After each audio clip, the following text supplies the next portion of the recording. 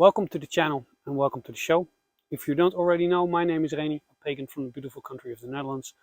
And today I want to talk about Cinderella. Now I know what you're thinking. I thought this was a Norse mythology channel, and it is. Well, let me just first start by telling you not one, not two, but three things that connect this fairy tale to Nordic mythology.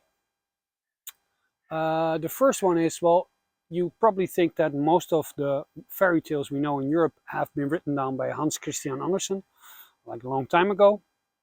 And that's true.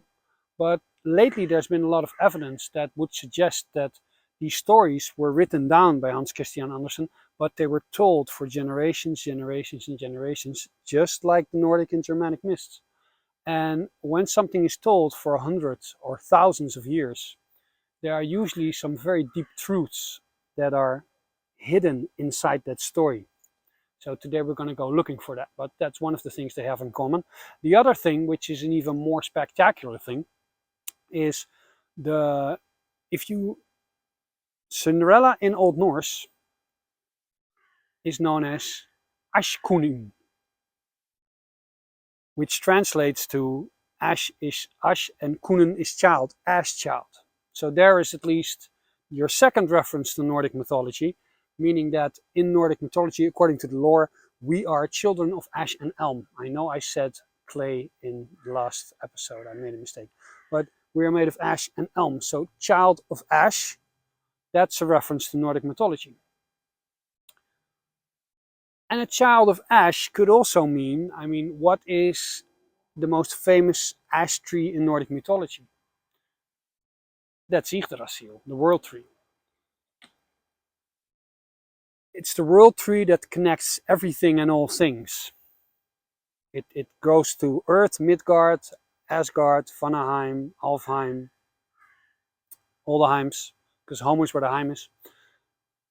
And we are all connected through Yggdrasyl. So if you were to call yourself a child of Yggdrasyl, that would be mythologically correct. So you can maybe even say that, therefore, Cinderella, the fairy tale, is kind of like a spin-off from Norse mythology. Like Norse mythology is Breaking Bad and Cinderella is Better Call Saul. Maybe you can't take it that far, but it's fun to think about it in those terms. So yeah, Cinderella, I think we all know the story. Oh, by the way, this isn't just to make me look tough. I'm in a forest and it's beginning of September. There are mosquitoes everywhere. If I smoke this, they won't go near me. So that's why I'm smoking it on camera. Cinderella, we all know the tale. There's a girl who lives with her father and her mother is dead. So he remarried and her new stepmother is not a nice person. Her two daughters are also not nice. And there comes a time where her father passes away. So she's totally left at the mercy of her stepmother and those two daughters. How they treat her comes from bad to worse. So everything goes to shit. And there's a big ball that the prince wants to meet his future wife and she's not allowed to go. And through a miracle, she's still able to go, but she must go back at 12 o'clock. So she runs from the prince and then the prince has to find her and all he has to find her is a slipper. I'm really glossing over this because I'm figuring we all know it, right? What I want to focus on in this video is, what is the meaning behind this? Well, if you Google it, symbolic meaning of Cinderella, what you find is Cinderella is always very pure and very kind-hearted, and everything around her is dark and nasty. So they say the moral of the story is you should have a pure heart, and when you have a pure heart, then wonderful things will happen to you, right?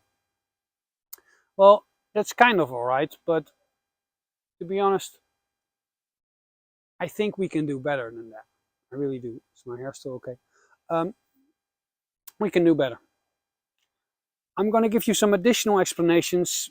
I'm going to cite some scenes from Cinderella and what I think they mean.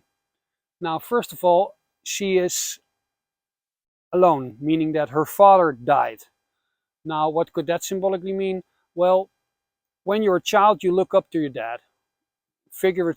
figuratively and literally, because, you know, he's bigger than you. But when you're an adult, you realize that your father is just a guy. He's doing the best he can. Sometimes that's not that good at all. You see your father just as a man.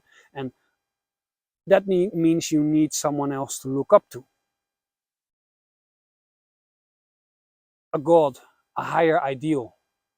So when her father dies, she comes in a situation where her god dies, her higher ideal dies.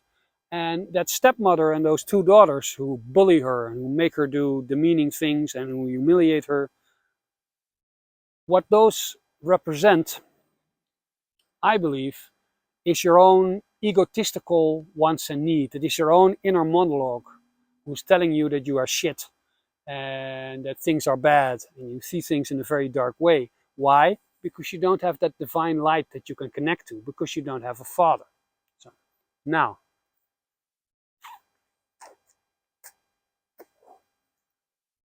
second scene. There's a place in the book where the father goes on a journey and he asks all his three daughters, two stepdaughters, one real daughter, what can I bring for my stepdaughters? And the two stepdaughters, of course, said, well, Dad, you should bring me lots of diamonds. And the other says, yeah, I'll have some Louis Vuitton handbags. I don't know, I'm paraphrasing, but something like that. And the Cinderella says, oh, Dad, it doesn't really matter. You know what you can bring me? You can bring me the first branch that hits your coat when you're traveling, break that off and bring it to me. Which is just told, like, it shows that she's humble. Yes, certainly it shows that she's humble. But what she does is she plants that little branch in the ground next to the grave of her mother. And every time when she goes to visit her mother, she cries, and that's the water that waters the tree. Now, there is lots of symbolism here. Usually when there's a tree involved, it's either yggdrasyl, or it can be a symbol of growth and a serpent-like energy. It could be a symbol for the kundalini energy, which I think in this case it is, because she waters it with her tears. That means the processes in your life, you shouldn't be bitter about it, you shouldn't be mad about it, you shouldn't fight it, you shouldn't flee it. Just go through the emotions. And if you can just go through all those emotions, the tree, the kundalini energy, will grow. And I believe that in the books there are some doves and some magical creatures that appear from that tree, meaning her practice to cultivate her own kundalini energy. So,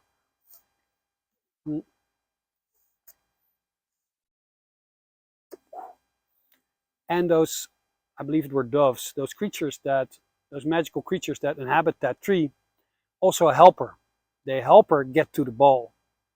Now, this ball where the prince wants to meet his future wife, that's also a symbol. I think it's a symbol that when you cultivate the kundalini energy, there comes a point where the energy goes up.